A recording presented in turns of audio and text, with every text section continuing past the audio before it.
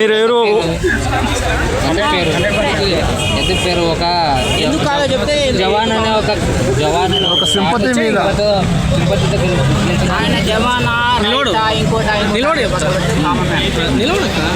సరే మీరు ఎవరు కోటేశారండి?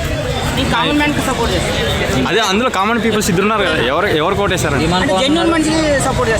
ఇద్దరున్నారు కదా, ఇద్దరున్నారు కదా. డిమాండ్ పవన్ కూడా కామన్ మ్యాన్. సినిమా ఇండస్ట్రీలో చాలా మంది హీరోలు ఉన్నారు, కానీ మనకు ఎవరైతే నచ్చుతారో వాళ్ళకే మనం సపోర్ట్ చేస్తాం. డిమాండ్ పవన్ కూడా కామన్ మ్యాన్. అందులో మీరు ఎవరికి ఇప్పుడు ఒకటే ఓటు ఉంటుంది, మనం అంతమంది అందుకే అదే ఎవరు వచ్చారు. అందుగురించి నేను మన భారతదేశాన్ని కాపాడుతుంది సైనికులు. మీరు అగ్ని పరీక్షకు వెళ్ళారు కదా, వెళ్ళిన తర్వాత మిమ్మల్ని తీసుకెళ్ళినందుకు నా విషయం పక్క పెట్టేద్దాం. అంటే మీరు కూడా కామన్ పర్సన్ గా సరే మీరు అతనికి ఓటేశారని కాన్ఫిడెన్స్ గా చెప్తున్నారు కదా. 100 మంది ఉంటారు, ఒక బస్సు పోవాలంటే పోదు, ఇంకో బస్సు పడుతుంది, అందుగురించి వెయిట్ చేశాను.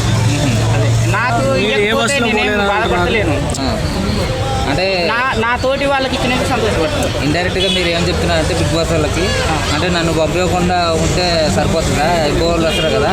పర్వాలేదు, మన కామన్ మ్యాన్కి ఇచ్చిరా లేదా అనేది పాయింట్. నా టార్గెట్ ఏంటంటే నాకు ఏమని కూడా నేను ఫైట్ చేయలేదు.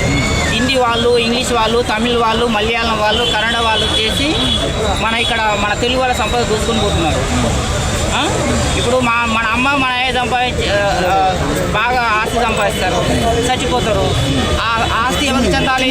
వాళ్ళ పుట్టిన పిల్లలకు చెందాలి, అవునా? ఇప్పుడు మన వేరే వాళ్ళు వస్తారంటే మనం ఎట్లా ఊరుకుంటాం? అందు గురించి తెలుగు మనది, సంపద మనది. మన తెలుగు వాళ్ళే తినాలి తప్ప ఎక్కడెక్కడి నుంచి వచ్చేసి నేను తింటా అంటే మన అదే ట్రంప్ కూడా అదే చెప్తున్నాడు. నేను తీసుకోవద్దనే చెప్పాను కదా, తీసుకోవద్దనే చెప్పాను. అది వాళ్ళకి తెలుసు, నేను తీసుకోవద్దనే చెప్పాను ఫస్ట్ నుంచి కూడా. ఇప్పుడు మన తెలుగు బిగ్ బాస్ మనది, మన వానికి అవకాశం ఇవ్వాలి.